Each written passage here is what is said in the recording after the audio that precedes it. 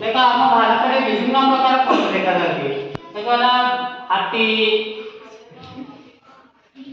गयल, हाथी, सिंह, भालू, हरिण, बाघ हैला। हम भारत में जातीय पशु कोन? बाघ। हैला।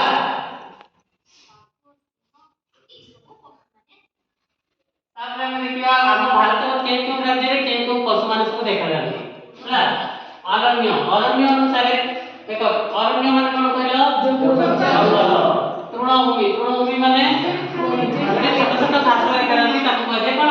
तृणभूमि। आगला ब्रह्म। भारत में भिन्न भिन्न प्रकार अरण्य एवं पशु पक्षी देखा जाती। भिन्न भिन्न हम भारत में कोन समस्त सब प्रकार अरण्य देखा जाए? स्थान अनुसार विभिन्न प्रकार अरण्य देखा जाए। सेही अनुसार पशु माने मध्ये कोन अलग अलग देखा जाती।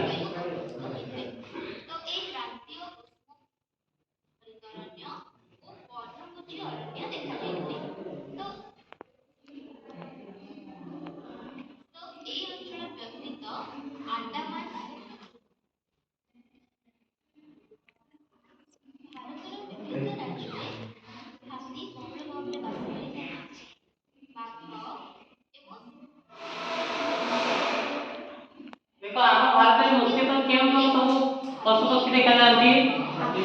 बाघ, सिंह, आपण, गयल, हाथी। भारत में हाथी हम भारत में केउं राज्य में हाथी बहुल परिमाण में देखा जाती। देखो देखो हम भारत रो आसाम एटा केउं राज्य? झारखंड, ओडिशा, आंध्र प्रदेश, कर्नाटक, केरला एटा कोन? तमिलनाडु, केरल। भारत में केउं राज्य में अधिक परिमाण में हाथी देखा जाती? आसाम, झारखंड, ओडिशा, आंध्र प्रदेश, तमिलनाडु और केरल हैला।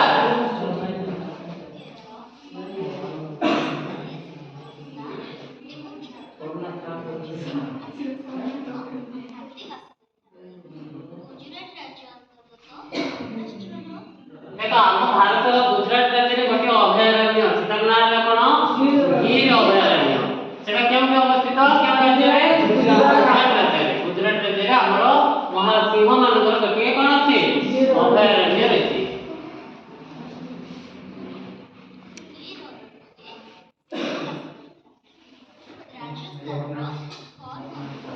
हम भारत रो सबठारु बड़ मरुभूमि रो नाम कोन कहलो?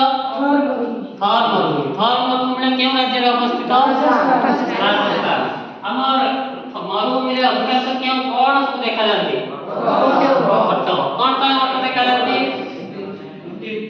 कारण ओटर शरीर रो सेमति गढा छै। कोन पई ना मरुभूमि सहित से कोन हाथ पाई चली पारिबो। मरुभूमि रे कोन पानी नथिबो, कोन नथिबो, गछ लता नथिबो। ओट सेमति रहि परिबो। ओट गोटे दिन पानी पी केते दिन पर्यंत रहि परिबो? गोटे थर पानी पी 15 दिन। केते दिन? 15 दिन।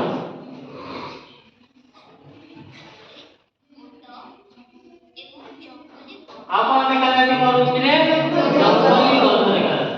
नंदनकानन देखिछ? हां। केउठी अवस्थित नंदनकानन? केउठी? भुवनेश्वर।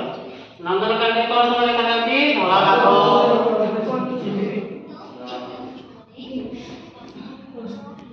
देखो कस्तूरी मृग होची गोटे दुर्लभ जाति। कोन?